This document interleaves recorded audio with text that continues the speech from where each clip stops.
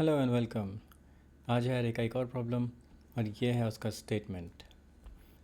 इस प्रॉब्लम में हमारे पास एक एरे है जिसमें नॉन नेगेटिव इंटीजर्स हैं। नॉन नेगेटिव मतलब ज़ीरो या उसके ऊपर, और हर एक इंटीजर एक नंबर ऑफ़ ब्लॉक्स को रिप्रेजेंट करता है जो इसको एक हाइट देते हैं। तीन मतलब यहाँ पे तीन ब्लॉक्स हैं जो इसको हाइट 3 देते हैं। ज़ीरो मतलब नो ब्लॉक्स, 1 मतलब एक ब्लॉक, और सो ऑन। 4 मतलब इसकी हाइट 4 है, 4 ब्लॉक्स। और विजुअली ये कुछ ऐसा दिखता है। यहाँ पे 3 ब्लॉक्स, यहाँ पे नो ब्लॉक्स, फिर 1, 4 ब्लॉक्स एंड 2 ब्लॉक्स, और जो खाली जगह है वहाँ पे पानी भर दिया है। और हमें ये डिटरमाइन करना है कि मैक्सिमम इसमें कितना पानी भरा जा सकता है। मतलब अगर यहाँ से रेन गिरती है और यहाँ पानी भरता है तो यहाँ पे वाटर लेवल 4 पे नहीं जा सकता, क्योंकि वो ऑब्वियसली यहाँ से स्पिल ओवर हो जाएगा। सिमिलरली यहाँ से वाटर लेवल 2 से ऊपर नहीं जा सकता, क्योंकि वो यहाँ से स्पिल ओवर हो जाएगा। एंड हमको पता लगाना है कि मैक्सिमम कितना पानी यहाँ भरा जा सकता है in terms of blocks. So let's get started. अब इस प्रॉब्लम के हम 3 सॉल्यूशंस देखेंगे। पहला जो सॉल्यूशन है वो एक्चुअली में वर्स्ट सॉल्यूशन है, और सेकंड सॉल्यूशन बेटर, और थर्ड सॉल्यूशन बेस्ट। इन दोनों को शायद इस वीडियो में कवर ना करें, नेक्स्ट वीडियो में आएंगे। इस वीडियो में हम वर्स्ट सॉल्यूशन के बारे में बात करेंगे, क्योंकि इसमें 2 इम्पॉर्टेंट टॉपिक्स हैं जो मैं आपके साथ डिस्कस करना चाहता हूँ।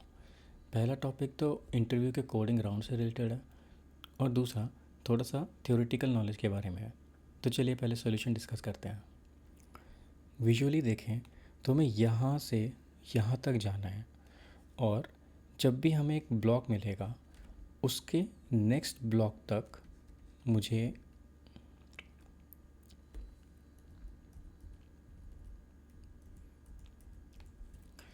विजुअली देखें तो मुझे यहाँ से यहाँ तक स्कैन करना है, सबसे नीचे वाली रो, और ये देखना है कि मुझे 2 ब्लॉक्स मिले हैं और उन दोनों ब्लॉक्स के बीच में डेफिनेटली वाटर तो होगा ही होगा। And that is the idea. यहाँ से मुझे एक ब्लॉक मिला, फिर एक ब्लॉक मिला, यहाँ पे मुझे पानी मिलेगा ही मिलेगा। फिर यहाँ पे मुझे एक ब्लॉक मिला, यहाँ एक ब्लॉक मिला, यहाँ पे पानी होगा ही। यहाँ पे एक ब्लॉक मिला, यहाँ पे एक ब्लॉक मिला, तो यहाँ पे पानी होगा। तो पहले स्कैन में मुझे यहाँ पे 3 जगह पर वाटर यूनिट्स मिले, और इसको मैंने एक बफर में स्टोर कर दिया। अब ये सॉल्यूशन मुझे इस लेवल पे लगाने के लिए थोड़ा सा लॉजिकल चेंज करना पड़ेगा, जो कि थोड़ा सा कंफ्यूजिंग हो सकता है।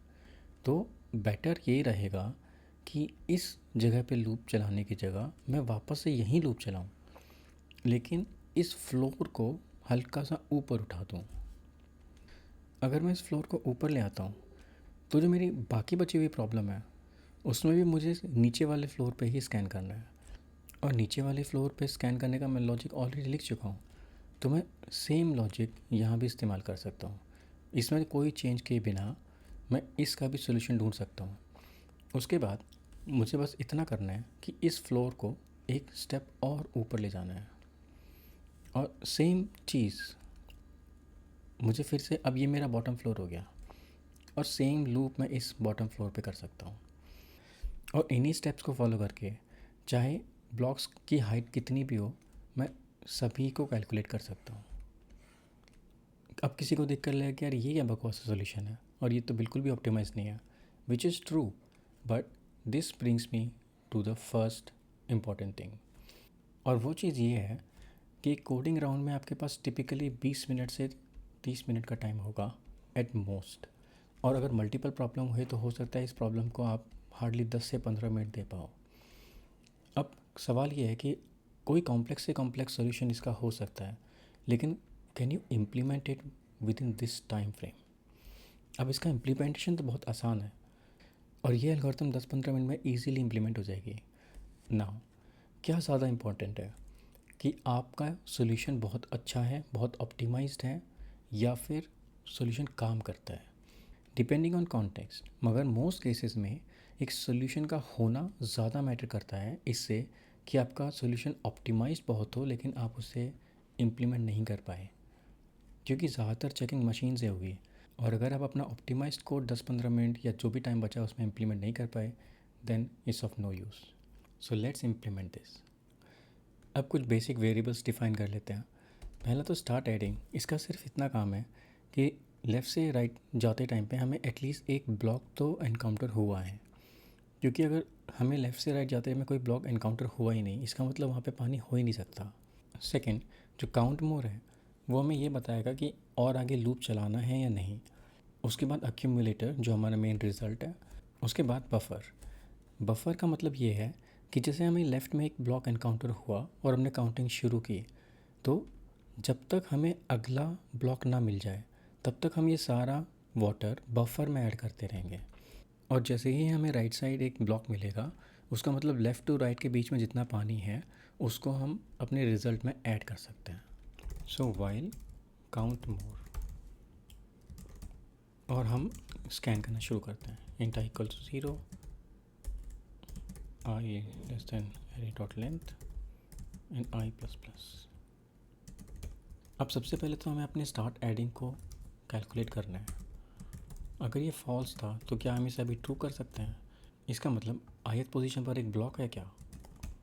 अगर है तो हम स्टार्ट एडिंग को ट्रू कर सकते हैं.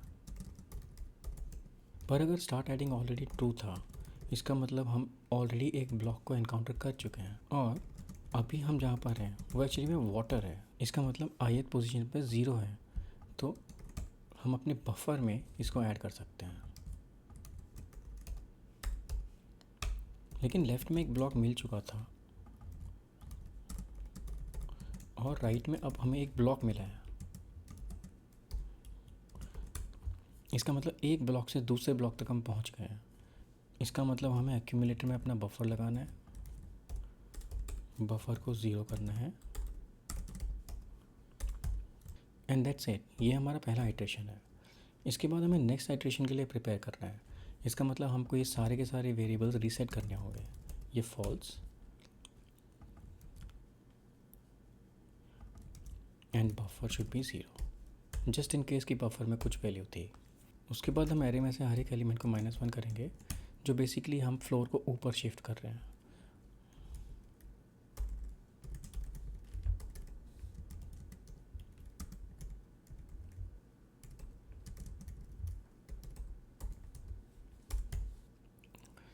और फाइनली हमें ये डिसाइड करना है कि आगे लूप चलाना है कि नहीं.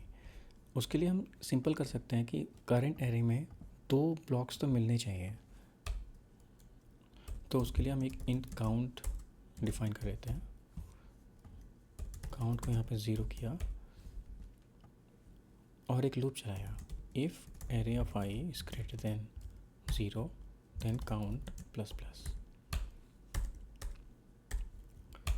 अगर ये काउंट ग्रेटर देन और इक्वल टू 2 है तब तो ठीक, वरना काउंट मोर को हम फॉल्स कर सकते हैं, क्योंकि और आगे हमें लूप चलाने की ज़रूरत नहीं है. और वाइल लूप खत्म होने के बाद हम ACG को रिटर्न कर देंगे. So let's submit this code.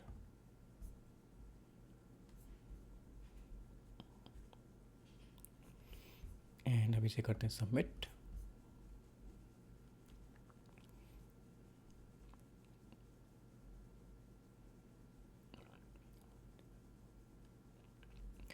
And we are done.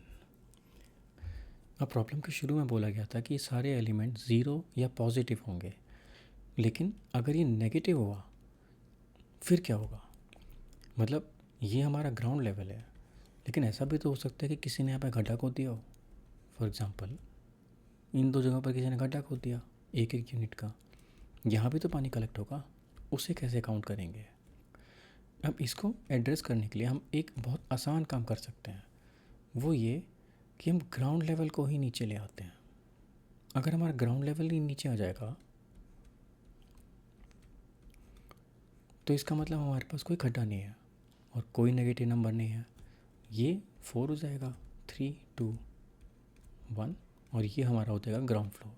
और इस प्रॉब्लम का तो हम ऑलरेडी सोल्यूशन देख चुके हैं. अब देखो हमने किया क्या. एक प्रॉब्लम थी B जिसमें खड्डे थे. उस प्रॉब्लम को हमने A में कन्वर्ट किया जिसमें खड्डे नहीं थे.